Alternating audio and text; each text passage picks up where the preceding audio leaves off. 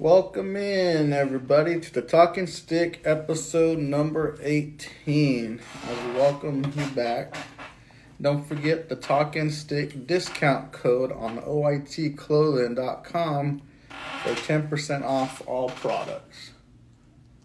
So what's been going on as we have people join in together? Still going.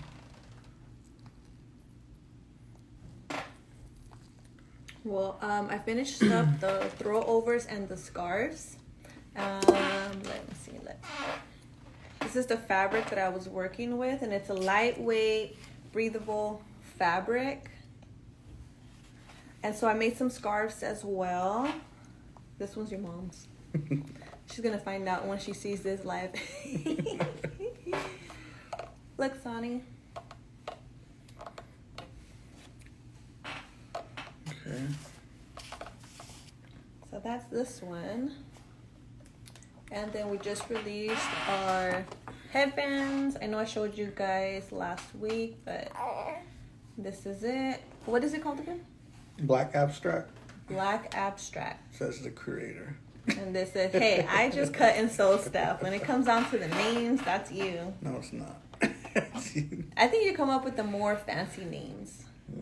I'm more of like, oh, black, yellow. Like, It's yeah. hard. I know it is. Black, yellow, 2, 3, 7, 8. So I'm glad you handle that. Or you help me when I can't come up with something. I came up with indigo on these. Indigo scarves, indigo throw over. So we just have to load those up on the website. They are done. We just have to put them up on the website and take pictures. Not bad, huh? Nice and soft. What's the fabric? No. It's kind of hard to say. Chiffon? Chiffon? Yeah. Chiffon. No, oh no, Chiffon. it's chiffon. I don't even know. That one's a hard one. I think it's chiffon. Because then when you ask the people that work there, their English isn't that great, so they're trying to tell me, like, okay, I get you, you know, it's not going to be that easy, but the word's hard anyways to say. So they tell me chiffon. So I'm like, wait, is that the proper way to say it, or are you just trying to tell me how you could say it? And yeah, I gotta ask my friends about that one. Let's see. Jose is on. Yeah. Yes. So today we have an artist, Jose. He is the artist for Sangre Indígena Art. Hi, Jose. Hi, how are you? Can you all hear me? Yes. How are you? It's so good to finally meet you all. Thank you. It's great to meet you too. Thank you for joining us. Thank you for accepting the invitation. Oh, it's my absolute pleasure. The baby is so beautiful. I was trying to run around and just try to get my kids kind of ready for this, because you know how it is with kids, and I've seen you all podcasts, and right now it's bedtime here in New York, so I'm in a much better state than y'all. Oh, that's right. If you need to step away, just let me know. No, we're good. We're good. Or if they come in, we'll just take over there, because we'll improvise. No, Yeah, absolutely. They're good. They're about to go to bed, so I'm good to go. Okay, that's good. Okay. So I was just letting everybody know you're an artist, and so we're gonna just go ahead and introduce ourselves so we could get this going. So everybody, I'm Yendi. I'm Cachiquel Maya on my mom's side. I'm Mexican on my dad's side. Johnny Nieto and Jackson Nieto from the Tule River tribe. All the way from California to New York, huh? East Coast, West Coast, right? And if you like, please introduce yourself. Absolutely. So my name is José Flores Chamale. I was born in Guatemala. My parents are from Guatemala City. My father is from Retableo. I am an artist based out of New York. You could probably see behind me, my house looks like a museum. Oh, wow. Obviously, that's like a benefit of being an artist, right? So that's who I am, and I'm so happy to be here with y'all. I've been looking forward to meet with you. I've been following you for quite some time now, and you know I love the being able to for you to provide that beautiful traditional clothing that you do, and thank you so much for having me. I'm so happy to be here. Again, thank you for coming on. I've seen you around, and I've looked at your artwork too, and I think it's so beautiful. And especially because I'm trying to touch up on my Guatemalan side, and then to see how there's different ways of bringing the culture out and representing, to look at it from the arts point of view. I was like, man, that's so cool, because you got your clothing and then you have your art side of it, like your painting, and that's another way that I think it's very, very beautiful. And then we'll talk about certain ones that I like and what they mean, and Especially when you draw the details too. Yeah, thank you. And I mean, obviously, being so far away from my homeland, there's layers, obviously, that I've had to kind of peel back, right, to figure out and how to connect, right, because there is that first layer of like 500 years of colonialism, and then being here and the diaspora, disconnected from my homeland. It's been tough. It's been a rough journey, but I'm so happy where I am right now, and it's something that I can see that a lot of people out there are trying to connect. Something that you mentioned as well, that it's tough, but it's really hard to do so. And I think my artwork has given me the ability to do that, and has given that ability to other folks to kind of look at my artwork and be able to connect with their roots as well. I see it. How did you get started painting, or when did you start? So I mean, art has always been in my life, right? It's been there since day one, as far as I can remember. I never really took it seriously until a few years ago. And this is like kind of my wife kind of pushing me to say, look, your stuff is beautiful. It started off with first being able to push it through social media. And I saw that a lot of people resonated with it. I had my first show at the American Indian House here in New York. And I remember that specific day wanting to run out, right? Like, I was so nervous, because it's such a personal thing. Like, it's something that, I'm sharing with the world, and now I have these people that are going to be right in front of it looking at it. Like, I almost ran away. And obviously it took my wife to be like, hell no, you're not going anywhere. You're going to stay here. Because I was super nervous to do that. But, really, it's been there for a long time. I've really been taking it seriously the last 3 years, I would say. But it really took, some grounding with some elders that, I have been given the opportunity to be able to have access to, because a lot of our youth in our community here in the United States doesn't have that, right? Like, we're so disconnected from where we were born, our community. And shout out to International Mind League. I know that they were able to help me to be able to connect with some elders who kind of really gave me the ability to understand what my path was. And, this is something that is not just for me. It's just our art. It's something that it's spiritual for me. It's something that is sacred to me. So, it really opened my eyes, and it's something that I hold as a responsibility to be able to share with the world. So that's cool. That's really cool. And you said they're called International Maya League? Yeah, International Mayan League. They're based out of Washington, but they're from Maya mom, Juanita, who's on the she's on the comments right now. If y'all can definitely give them a follow. They do a lot of good work, especially what's happening at the borders right now. A lot of indigenous folks that are coming through are being displaced.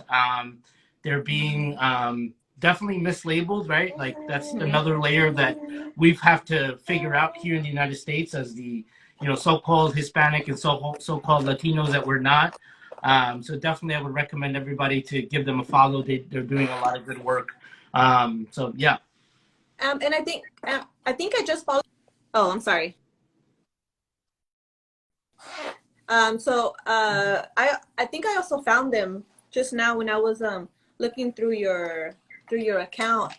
They also give donations to communities. Is that right? Was it? Yeah, I mean, that's just part of their work. There's so much more that happens. I think the most important work that's being right now is the translation that's happening that needs to happen in the border. A lot of our people that are coming up, they don't speak Spanish, and unfortunately, because of the mislabel that happens at the border, and I would reference back Jacqueline Khan, who she passed away at the border a few years ago.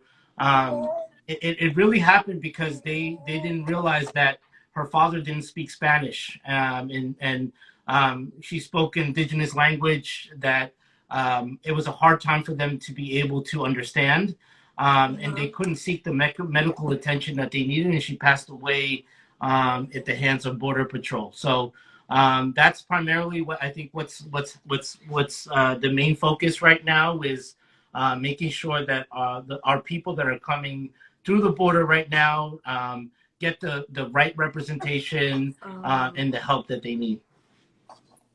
Oh, let me see. Okay.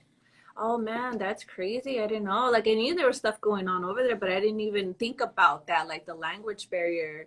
I know there's so many languages out there, but man, that's sad. But so you said that they're helping them out, right? Or at least trying to. Okay.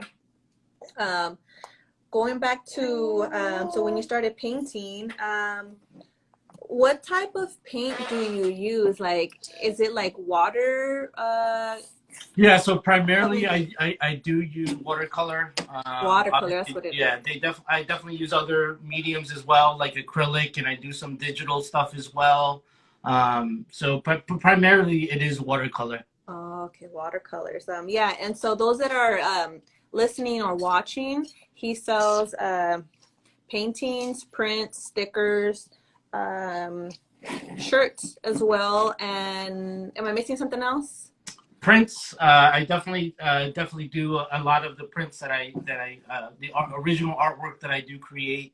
I'm able to create art prints that you could probably see a bunch of them in the background right now. Okay, and you guys could find that at sangreindigenoart.com. That's the same for his Instagram account. And let me see. I have a few questions on here that I'm going to ask you. I'm going to see which one's the next one. But do you want to ask him something? No, you went through it right now. Okay. Just good about the prints. So there was a few of them that I like that like really stood out to me, like the Earth meets Sky, the History bearer. I don't know if I'm gonna say this right. Knowledge. Yeah. Those three stood out to me. I really like those, but and I also like correct me if I mispronounce this. Canelo. Yeah, the seed. Yeah. Yeah, the seed. That one really stood out to me too. Can you tell me a little bit about that one? Yeah, I mean, Maya culture and wisdom and knowledge is so complex, right? And it, as I learn and I understand a little bit about, our not only our culture, but also like, the sacred calendar is really important to Maya culture. And everything that I learn, I try to kind of be able to bring it out through artwork and what it means to me. But like, for example, right now, one of the biggest themes that I'm painting on is our creation story, right? Nice. So every nation has a creation story, and it's the foundation of how we see the world. And one of the biggest things that I'm doing right now is interpreting that creation story through my artwork. So Canelo is kind of an extension of that. It's based on the Maya calendar, where there's 13 days with 20 energies that kind of revolve around everyday life. Canelo is the energy of seed. And I'm not a medicine man. I'm not a daykeeper, so that's as far as I'll go to kind of explain that. But it's really kind of influenced by the wisdom and the culture that really that I've come to learn and understand. Wow, that's deep. Mm-hmm. Yeah. Damn. That's pretty cool to know too. And what about duality? That was another one. So duality, I mean, it's obviously something when we look at Maya wisdom and understanding, there's always a presence of duality, right? When we look at every day, you can see it every day, right? There's night, day, there's fire, there's water. Duality is a theme that happens throughout all the wisdom and knowledge that happens, and basing our creation story on that, like the moon and the sun. There's different energies and that happen when we describe it as duality, and that's kind of like what I was trying to kind of showcase there, right? Like the moon is always been shown as a feminine energy. The sun has always been shown as a male energy, and that's kind of like what I was trying to showcase there. That's cool. That was beautiful. Which one's your favorite one? I know it's gonna be hard to pick, but is there one that to you? It's hard because my father came to this country undocumented. And there was a period of time where there was so much going on, and having kids locked up in cages at the border really was something that really struck me, and it hit me at my core, right? Because the way that I think about it is, if my father wouldn't have crossed, and if he wouldn't have survived that treacherous journey, I most likely would have been some of those children that are crossing at the border, or my children would have been those folks at that point, right? So that's just a really personal story for me, and it's something that I really come to think about every day. So there is a piece that I made that is called Spirit, Courage, and Hope, where it showcases three children, and it says "Abolish ICE" on the shirt. To me, I think that's probably my all-time favorite. And is that one available on your website? Do you still have that? The print's available on the website with that. You said Spirit, Courage, and Hope. Mm-hmm. Okay. I got a question right there. When you sell your products, right? I'm just thinking business minded. When you sell your products, man, do you have to explain this whole story? And it takes the time because there's so much meaning into which art, to get that sell, or does it encourage them or discourage them to buy it, right? Because it could be anybody. I don't know. I mean, I guess I don't look at it from a business standpoint, and I probably should. But when I post it on my website, I definitely do give a little bit of an insight of what the inspiration was. Part of what I do as an artist and as a business person is that I try to make artwork available to everybody, right? So the way that I look at even price points, it's something not as a profit, but to have accessibility to the community. Because I do want people from our community to not only own my artwork, but really have access it to, right? So like for me, like I don't see ourselves in a lot of the artwork or a lot of the general art that I see out there, right? So for me, it's sort of like a representation matters. I want folks to look at this artwork and see themselves. So from a business standpoint, yes, I do think about how am I going to get this point across? How am I going to get people to really understand what the inspiration was? And hopefully through social media, through the website, it's something that I do think I do take in consideration. But at the end of the day, like for me, it's just about accessibility. Even the price points, I want to make sure that everybody has access to the artwork. I have looked around and see what other people are offering, and that's kind of where I settled. And for me, it's mostly about just coming out even in the sense, because for me, it's not about profit. Like how I mentioned in the beginning, this is a spiritual thing for me. This is something personal for me. So, I wish that as a 12-year-old brown boy, an indigenous boy, I would have seen this artwork when I was young, right? Because I didn't see that growing up, right? And somebody who loved art, all I was taught was European art, or all I was taught was all these things that I couldn't see my own reflection on. So for me, that's really important on like a quote unquote business model, is for me to have that representation for all our children to look at themselves in a different perspective, right? Because the narrative out there is a little bit of what we see in the media, right? Mm-hmm. And it's not true. So for me to be able to showcase the culture, the wisdom, all this stuff that our ancestors have been able to accomplish means so much to me. So that's kind of where I use my filters. Like, what did I need as a 13-year-old boy for somebody to show me, which I didn't have, right? Mm-hmm. I saw that, that they portrayed us as gang members, they portrayed it as criminals throughout Drug general media, dealers, right? So murderers. they don't talk about, you know, The you know, beautiful, the knowledge about it all. right, Like there's more to it, or they just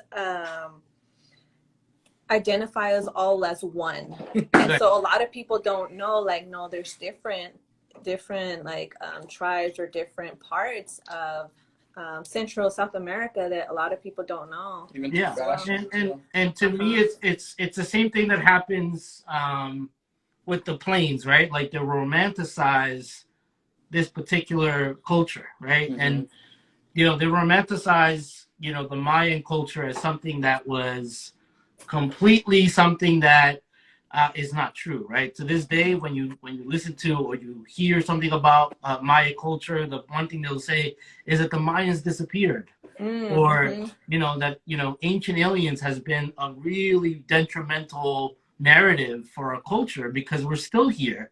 Our Mm-hmm. ancestors built all this thing. We didn't need help from anybody. This was Mm-hmm. indigenous to our land. So to me, that's what's really important. Oh man, you're hitting me. Like I feel it all. Like I can relate to it all, and Mhm. it's beautiful. Like Mhm. I love what you're doing, and that's what we wanted you on here too, because I can see it through your art. And just like you said, you want to be somebody that your 13-year-old self wanted to see. Mhm. And that's what we're trying to do with this, just sharing the culture and trying to put ourselves out there so other kids could see us. I mean, adults, and I mean all around, so they can see it, just like you said, they can see the culture, the beautiful side of it all. um Man, that was good. That was Thank you. good. Yeah, I mean, it's something that I definitely talk to my kids about every day. Um, we are as immigrants, quote unquote, seen as alien, right? We're foreigners, right? Uh-huh. But my ancestors didn't come on the Plymouth, right? They didn't come on the Mayflower. We've been here for thousands of years, Mm-hmm. and we've been trading with our relatives up north for thousands of years. Archaeology says that all the time, right? Mm-hmm. Chaco Canyon, they had chocolate, they had macaw feathers. So we've been moving up and down this continent for thousands of years. Mm-hmm. So when my children go to school and they make it, or somebody says that you're an immigrant, like, no, we've been Mm-hmm. here. So that's part of it too, is that to teach our children and Yeah. everybody that is similar to and those are the things that I needed to hear, right? Mm. Because as a 13-year-old boy, I was alienated. I didn't feel like, that I That you was from belong here, here. right? Mm-hmm. So that's like the prime like filter and example that I try to convey to everybody, and it's easy to do it through artwork, right? Because it's something that you can visually see, and it's a Mm-hmm. good conversation starter. Mm-hmm. Um, That's true. Yeah. right, and Yeah. people almost kind of like step on, having that conversation with me. It's not just about artwork; it's about this whole meaning and kind of message that I'm trying to send out there to the world. Yeah, that's that's beautiful. Mm-hmm. Um, Let me go on the comments real quick. Mm-hmm. We've had some people from Guatemala as well. Let me see. Cachiquel, me too. Oh, hey, Shorty, Barber, Indigenous. Let's see. Somebody made a purchase from you. Nukarat 61. We love you, Jose. Oh, the Mayan League are so proud of your contribution to our peoples. Let me see. Nor 1029, Guatemalan born, have been following and supporting both of you, O.I.T and Sangre Indígena art. It makes me so happy. Thank you. Thank you for joining. Let me see. Lump in throat. I know. I think that was when he was talking about when he was young. I wanted to see all the, let's see, facts. Okay. Okay, I was going to say something else and I forgot. It was like, when you were speaking. I know. I'm sorry. Sometimes I've known to go on a tangent because I'm so passionate about this, and it's something that No, I think good. for a long time I've been trying to get it out of my chest. You know. No, and that's good. No, and I'm letting you speak on because I tend to interrupt, and so I like all the time. Yeah, he's like, hell yeah, all the time. So I'm working on it, but I should have written it down because I tell myself absolutely, absolutely. She interrupts and don't listen.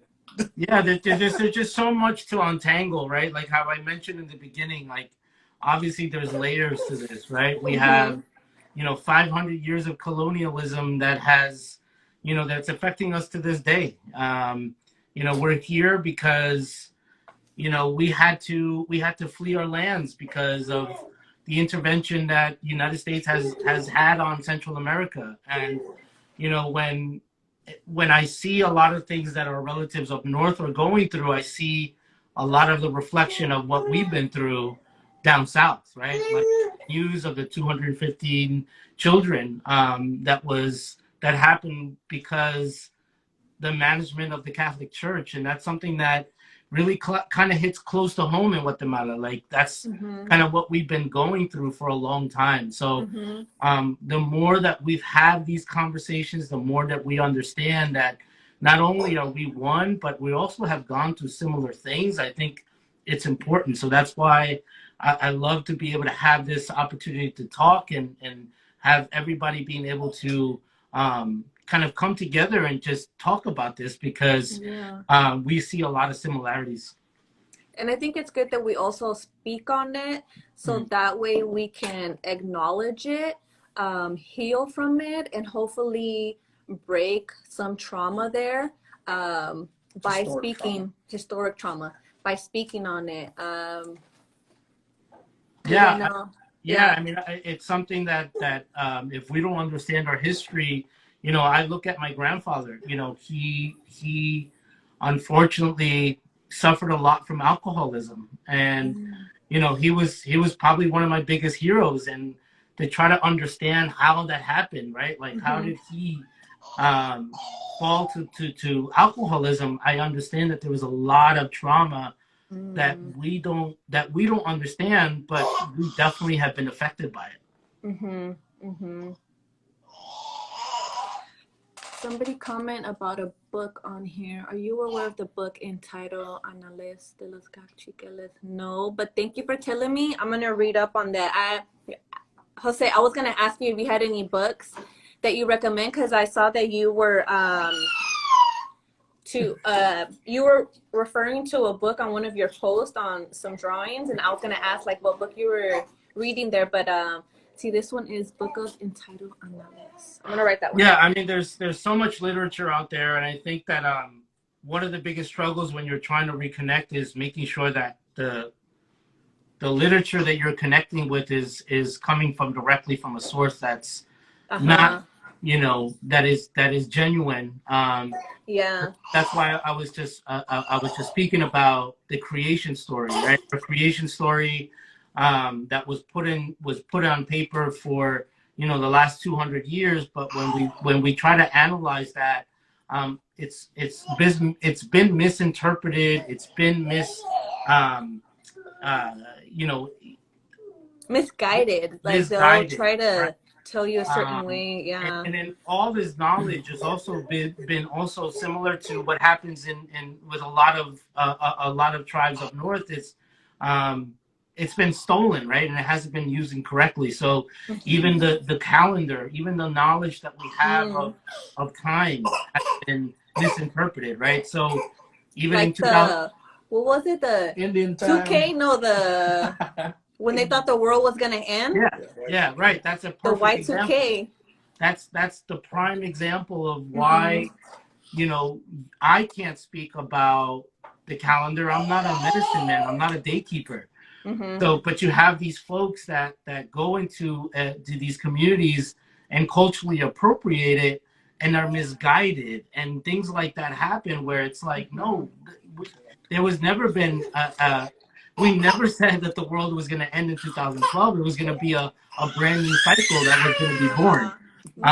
So for me, that's why I'm always just trying to make sure that whatever I say, it's grounded on actual wisdom and knowledge. It's not something that I'm just talking out of the thin air. It is something that is important. It is sacred to us. But hopefully with my artwork, I have been able to get a lot of people to start thinking about it, talking about it, and maybe seeking out a little bit more. The thing that I was going to mention earlier is that as I'm trying to learn my culture, and I'm sure a lot of people out there that are trying to learn their culture, especially anybody that's from like down south, that I feel like, okay, I'm here. I was born here, but if I'm trying to learn, okay, like I'm here, but then at the same time, I'm like, oh, well, I'm Guatemalan and Mexican, so I'm like going towards that way, right? But then when I'm over there, I was like, well, I will stand out automatically because of what I'm wearing when I'm over there. When I've gone over there, like, oh no, you look American, like no. So then I'm like, okay, well, I'm trying to connect, but then at the same time, it's just like I don't feel, but I'm trying to learn. Like I'm gonna force myself through, learn something. And if my Spanish isn't like, because I've gone to Mexico, and then my Spanish isn't that great over there because they're, so they'll be like, oh, you're not from here, huh? I was like, no, but I still want to learn, like, what's going on, or and so I feel myself being stuck in the middle sometimes, but I still try to push through, like, okay, well, at least I'll try to like look something up where I can look at your art and learn from it, just like you said, hopefully you can teach somebody. And the biggest advice is it's with anything, right? It's like, as long as you do it with integrity and respect and you follow protocol, it's really important, right? Because, yes, it's so hard to connect when we're so far away from our homelands. And there is language barriers, but those are the layers that I'm talking about. There's these layers that we have to peel back. I think the biggest thing that I could say is just get grounded and it's so easy for me to say that because I've been given the opportunity to meet with elders and have them guide me through this journey, and it's not necessarily the easiest, but I definitely feel your pain, because my Spanish to this day, like my family makes fun of it all the time, and I know that even the way that I look, I'm brown as hell, right? But if I go to Guatemala, they know exactly that I'm from the United States. But at the end of the day, those are colonial things that have been imposed on us. Like, it doesn't matter at the end of the day. Like, it's not our fault that, our families had to flee Guatemala for whatever reason. But as long as you walk with respect and you definitely take in protocol, you get grounded, you definitely have the ability to connect. So again, it's easier said than done, but it's really important to get grounded. And it starts with us. Yeah, absolutely. Yeah, it starts from us. So I'll try to learn a little bit here and there, and then I'll just like keep on or carry with what I know, and then pass it down to our kids once they get a little bit older. And I want to learn for myself and for the kids as well. So yeah, it's important. I mean, it's really about reliving it, right? It's about understanding the whole aspect of it, right? Because, when I think about even our own diet, right? Like what we eat, we are so disconnected from nature, and we don't grow our own food. We don't pick our own food. So sometimes that knowledge and wisdom may be foreign to us and we don't understand it. But like when I think about what what were the elders talking about when they talked about the creation story, and how, you know, they say that we were made out of corn, that we're men of corn, right? That's our creation story. But when I think about what that really means is that I grew up poor. I grew up with nothing, and you know, the only thing that my mom had to give us was tortilla, right? To this day, my mom says, no matter what happens, as long as we have beans, as long as we have corn, we're good. Mm-hmm. So that puts things in perspective for me, right? Like, to somebody who doesn't have that perspective, when they would say, well, why did the ancestors say that we were made out of corn? Why is corn so important? Right? But corn is literally the life that was given to us. And that is something that I always feel gratitude for, right? Because if I didn't have corn, if I didn't have beans, I would have starved. And that's like my perspective. But there's always little things that we can find. You know, and that's right now my biggest thing that I'm doing right now is looking at our creation story and really grounding myself in that and understanding, right?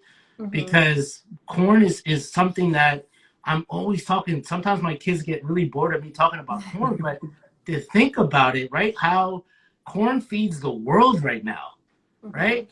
And it was something that our ancestors were able to create out of a weed.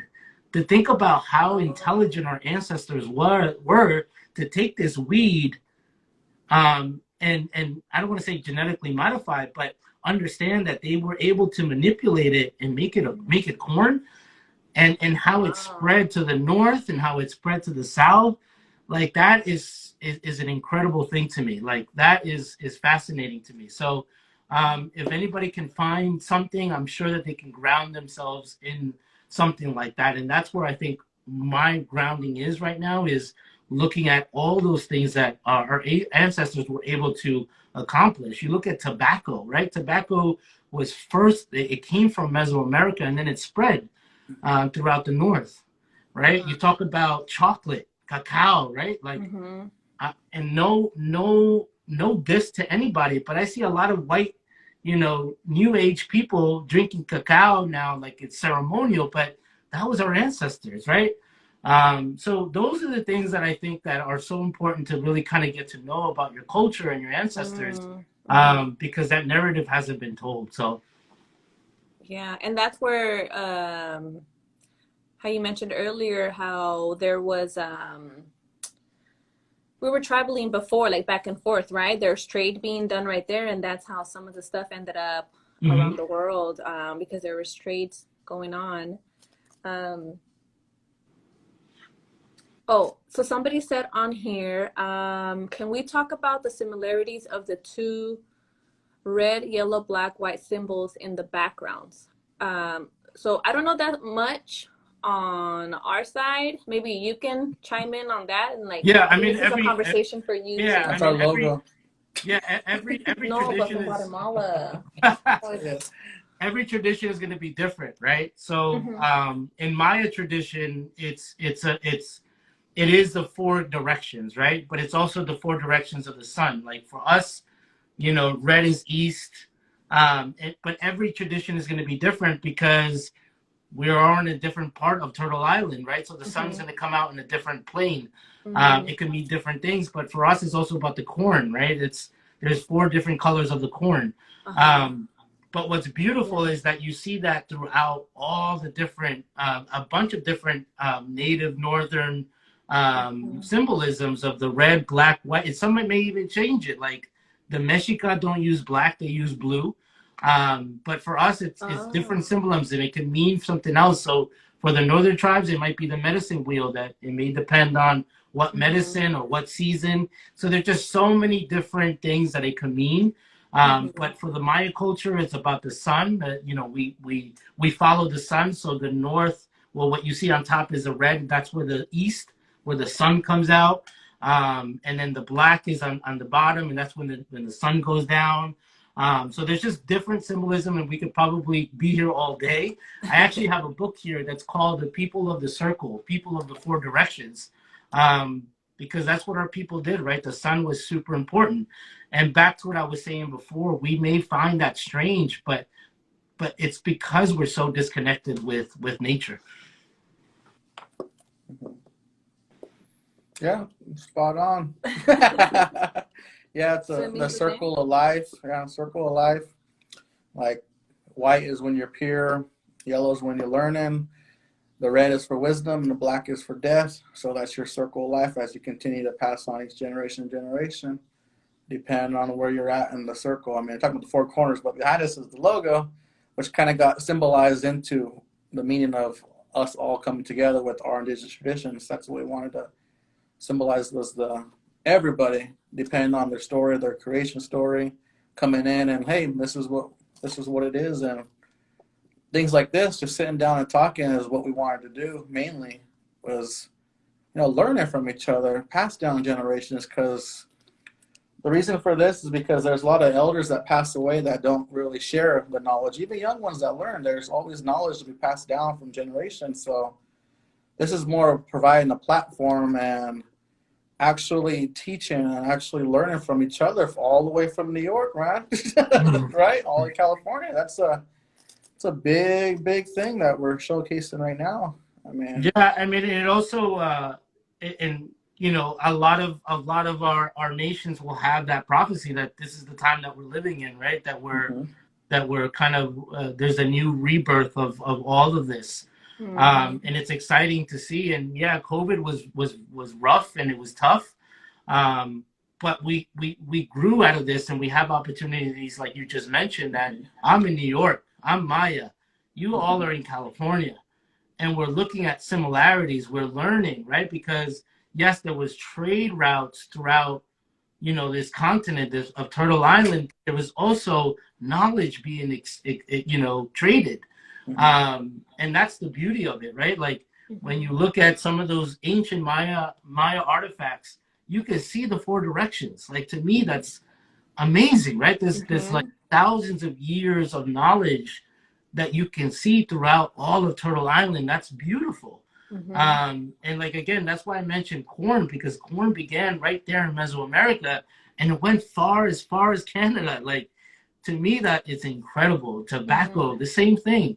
So I think besides just all this knowledge that we're exchanging, it's a beautiful thing. And there's a reason why we say all our relations, right? Because we're all related.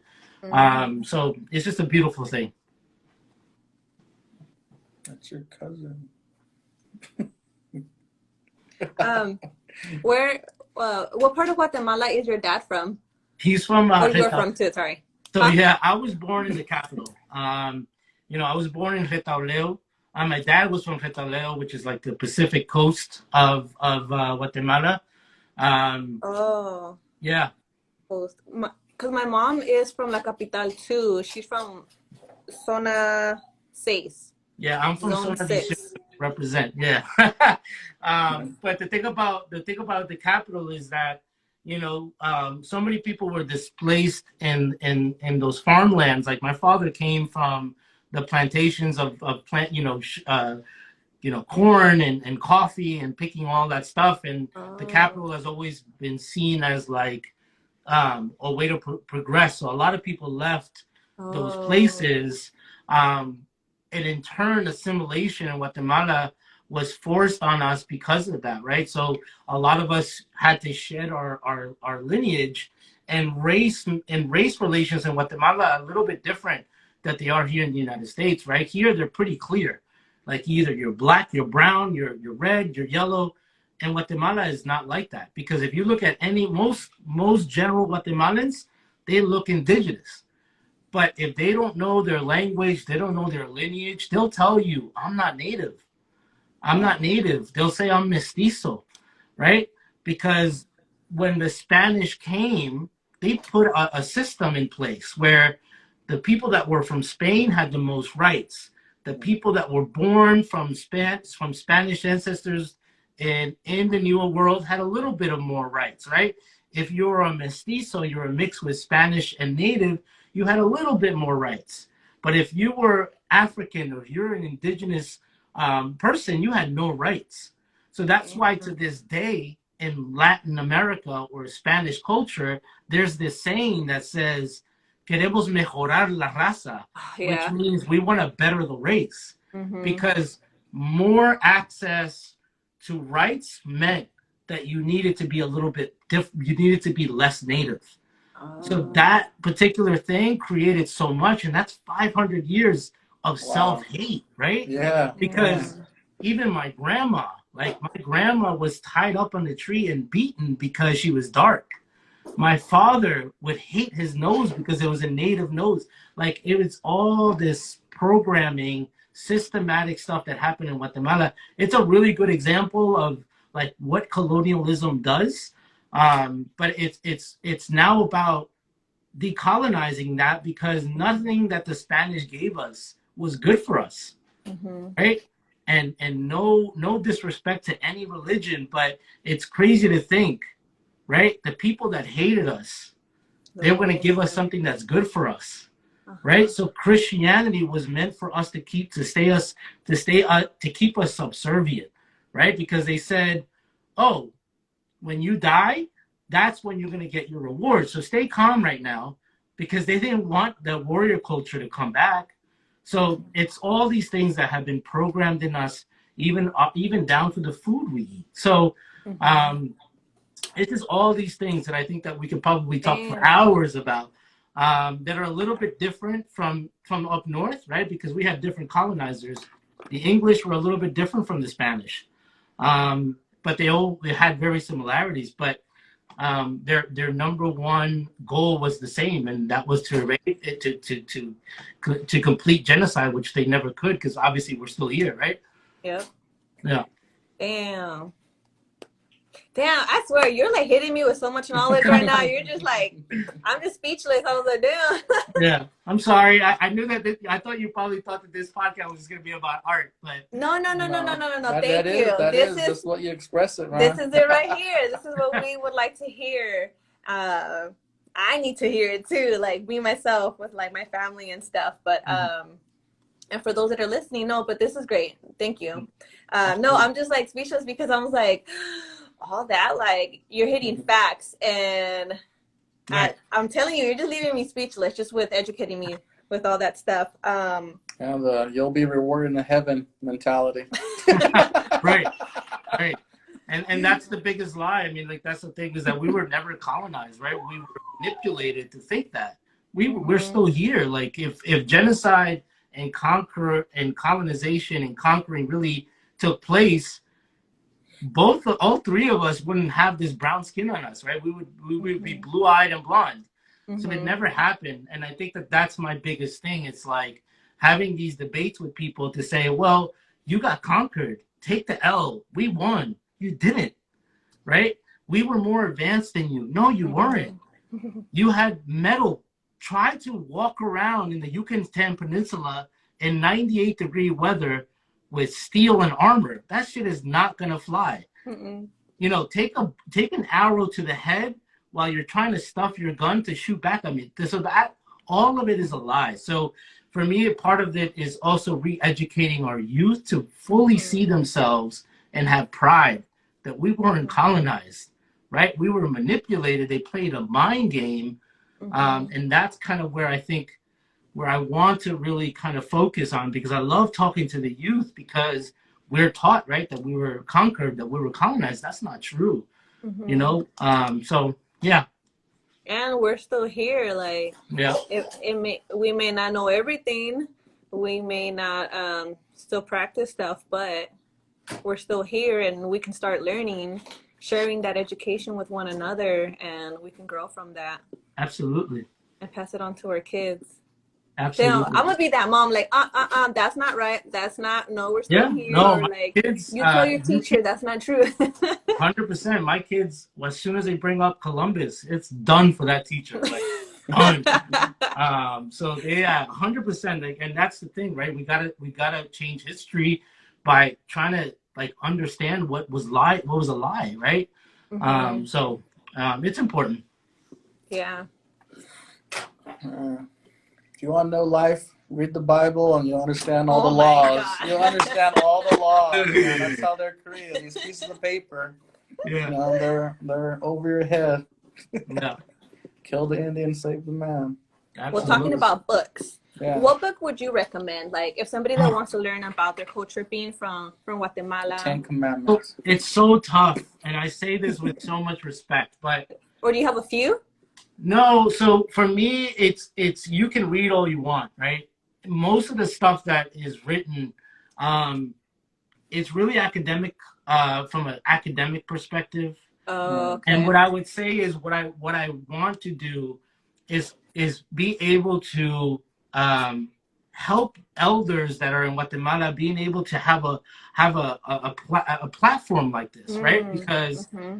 you can read 100 books about the Popol Vuh, our creation story, but if you don't have an elder telling you what that Mm-hmm. means, it's like you don't know anything, right? So like you Yeah. talk about the feathered serpent, right? People always glamorize this feathered serpent, but they don't know what that means. That means the rising of the sun.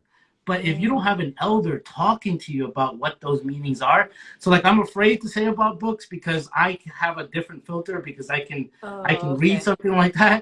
Mm-hmm. But I think what I would say is, definitely, look out for, if you're from Guatemala, if you're from El Salvador, Honduras, and you want to connect with Maya heritage, seek out those organizations. The one that I mentioned today, the International Mind League, Oh, okay. and just follow different indigenous voices. For me, that's the unfiltered, on decolonized point of view. Because Oh, books okay. sometimes could be a little bit. It could be a little rough because you don't Uh-huh. know who these people are that are writing these Yeah, I books. get you. I get you. Yeah, Yeah. Interpretation, man. There's a yeah, lot of that. yeah. Somebody said, "Can you do a storytelling with an elder telling the story?" Mm. There are a lot of resources on YouTube where our elders are teaching and lecturing about it. A lot of Mayans texts were burnt. Yep. Say them louder. Oh. Let me see. That's what's up. Facts.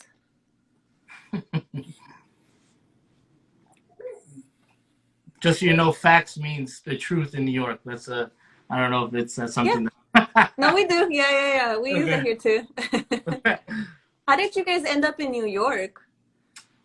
So once my dad crossed undocumented, we stayed in Guatemala for 5 years. I was only about a year old when he came. I don't Oh. know how he landed up here, but I know, and I Oh. still don't know how he was able to get papers, but he hustled a way to get us back. And that's where we've Oh been for yeah. the last couple of years, for the last, 30 years that I've been in the United States. Oh Yeah. wow. Um, from what I know with my family, we already had family here, and then that's when they brought my mom over.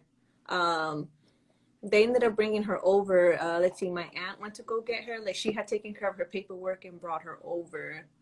Um, yeah, so I don't know how we ended up here, but I'm always curious. Like as I started growing up, I was like, oh, there's Guatemalan people like everywhere, and then I hear like the different accent from like their English accent of Mhm. where they're at, and then I always want to know, it's like, how did they end up there? Yeah. Just curious. I Or if don't they know, but I know that it wasn't on purpose because it's cold as hell up here, and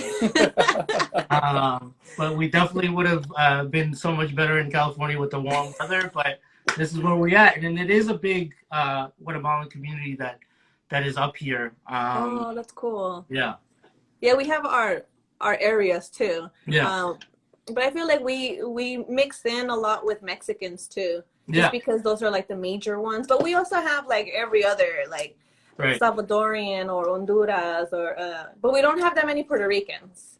Uh, Yeah, but my wife is Puerto Rican, oh, and cool, it's a nice. predominantly big Puerto Rican population here in New York. Uh Yeah. huh. But yeah, I grew up with like different like friends from El Salvador, Mexico. I think those are like the main ones. Jackson. But okay. So about the books. Okay. So what would you say to other indigenous that are trying to become artists? Excuse me. Excuse me. What's going on? What would you like to share, Jackson? Anybody else that wants to become an artist, what would you what message would you give them or encouragement? I mean, it's just all about being true to yourself, right? And always understand that there's somebody out there that's watching, right? In the beginning, I mentioned that I needed something when I was 13-year old, right? So as an artist, like, you have the ability to change perception, change reality. Um, so I think that there's a desperate need to not only just say that representation is needed, but the right representation. Mm-hmm. So just doing everything with the right filter. And I think that that's kind of where I would say is just be true to yourself. Uh, walk with the same teachings that you grew up with. And I guess in short is like, just don't sell out. I mean, and just be careful, because there's a lot of people that want to exploit it. Okay. And I just think that that's really important. Okay, thank you for that. Mm-hmm. Let me just go to the comments real quick. Let me see. Our elders, they're in the day and age it takes us to initiate the research. Enemy number one, culture being self-righteous. Anales de los Cachiqueles. Is that a book? Yeah, so that was a book Okay. written from the Caquichel people. Really good perspective. Okay. And there's also the Chilambalams that are also really give you a unique perspective. But I would say it's always just a knowing about what is being said, because there's so many things that you may not understand unless you really understand Maya culture. Okay. So there's just a lot of other kind of homework that you would have to do to understand some of those books. Okay. Mm-hmm. Johnny, somebody said, Johnny, can you be my cousin? Oh no, you get per cap? Hey. New York, Guatemalan are mixed with mad Latinx culture. Puerto Rican, Dominican, Colombia, yeah. Yep. We love indigenous children. Jackson wants to be included. I think he's getting sleepy. Let me see. Somebody wants to know, what's a good storyteller on YouTube? If there is one, or someone that you recommend? I don't have anybody. I think that there is a lot of things that we're currently working on we know that this is a big need for the community. Mm-hmm. There's some things that I can't really talk about that we're currently working on to kind of build some of those things, and I think that will happen very soon, because for me it's to be able to give ability to, like I said, elders to have this platform, because the youth desperately need it, right? And I've been blessed and lucky to have access to that. So what we're trying to do is come up with things like that, like the retail directly from an elder. We're working on different workshops. So there's just a lot of things that I think that we're definitely working on that will be coming out soon. And they're going to be based in New York? Well, they're going to be based virtually, right? So everything right now is a good time to be able to reach out. Doesn't matter if you're in California or they're in DC or they're even in Guatemala. Like, a lot of the elders that help me are in Guatemala, but we Zoom, right? Cool, yeah. So there's just a lot of things that we'll definitely be working on. How exciting.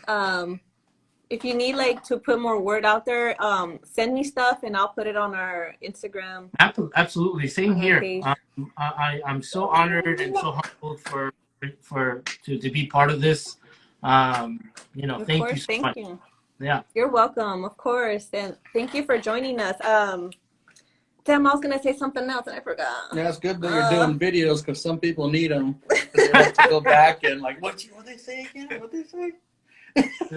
Okay. So what I was gonna say, so I want to incorporate more Guatemala tela, or the designs from over there. But what I want to source out like a small family who's doing the tela. Yeah. And if they're making it, or if they don't make it themselves and they have a business, but it's like indigenous owned. Yeah. Can you let me know? Share some information on me, because I'm trying. and that's the other thing too, right? It's you know, our textiles are also sacred, right? There's meaning to them. So there's just a lot of things that are kind of off the that we can't include because there's certain sacred things that we can't do. But I think, you know, I don't have any at the moment, but definitely I could definitely look out for you and see what could be the possibility. Yeah. Yeah, that's one thing too, that like I don't want to touch into any designs, or I know that each location, each tribe has their own design, so I don't want to put that out there. I want to maybe get something that is like universal, that is known, that's like from Guatemala, but not pointing out just one specific tribe, if that makes sense. If you get what I'm saying. So that's something else that why I've taken a little bit longer to get stuff and to sell on our website or make, because one, I want to source it out from a legit small family company, and then I want to make sure that I'm not misappropriating it. Right. Yeah. So yeah, and that's what we said about just you know, staying grounded and you know, following protocol, because there's certain things that the textiles, like just to give you an example, like obviously when the Spanish came, like there was a lot of stuff that we couldn't either say or do, but all of the stuff is hidden in the textiles that the people use over there, including some of our stories. So some things are off limits, but definitely it's just about making sure that you just follow protocol and there's an elder that's guiding. It's definitely a possibility. Yeah, I do have some. So my auntie brought me back some tela from Guatemala, and I did make some masks with it, and then I have some leftovers, and then I made wristlets. It's beautiful. So I have a few of these on the website, but yeah, just like that, like this was just like a general colors. It wasn't specific to any tribe. So you know, stuff like this I will work with, because I understand protocol, right? So absolutely. So yeah, so just let me know, but I'm just like slowly trying to figure it out. But again, Jose, did you want to share anything else? We're going to be ending it soon. Yeah, no, I would just ask folks to follow me. There's just a lot of stuff that will be happening. Obviously right now, besides some of the stuff that I kind of shared a little bit, I'm also creating a whole entire solo show based on our creation story, where I think I post a lot about specific parts of the creation story and what they mean to me and how I'm able to interpret it through my artistic form. So, okay, Jose, thank you again for coming on here. Thank you for throwing some knowledge at us. Like, we needed that, and for those that are listening, I hope you guys learned something from him. If you guys have any questions, contact us or Jose. Make sure you guys buy his artwork at sangreindígenaart.com. That's his username as well for Instagram. Yeah. Thank you so much. No, just thank you for the education, you know, all that from the Central America. That's a lot of stuff, man. And that's not even, it's such a short period of time. You know, I hope I was able to get a lot, but again, anybody that wants to know, obviously all that stuff is on my page, and just more to come. So thank you all. And also you can learn more with International Maya League. Yes. That's your Instagram name. Make sure you follow them, and they put out some educational stuff. And I'm sure you can ask them questions too, right? Absolutely. Yeah. Okay. Yeah. That's where I think we're going to be doing so much work, because we definitely see the need of not only connecting, but connecting in a healthy way, in a way that, again, we are respecting our traditions. So absolutely. So more to come. I'm excited for you guys. Again, let me know if you need me to share anything. I'm more than happy to. And like, I'm sure I'm going to be asking you guys some questions to learn more. We're here for that. Thank you so much. You're welcome. Thank you. Have a good night. Good night. Okay, so which one is it? All right, let's close this out. Did you get all that, Jackson? Did you get all that? Okay, here are your 5 seconds of fame, Jackson. Say, I'm tired. What do you want to do? All right, guys. Thank you for tuning in. Time to put this guy to sleep. Dinner time for us. Okay. Get this going.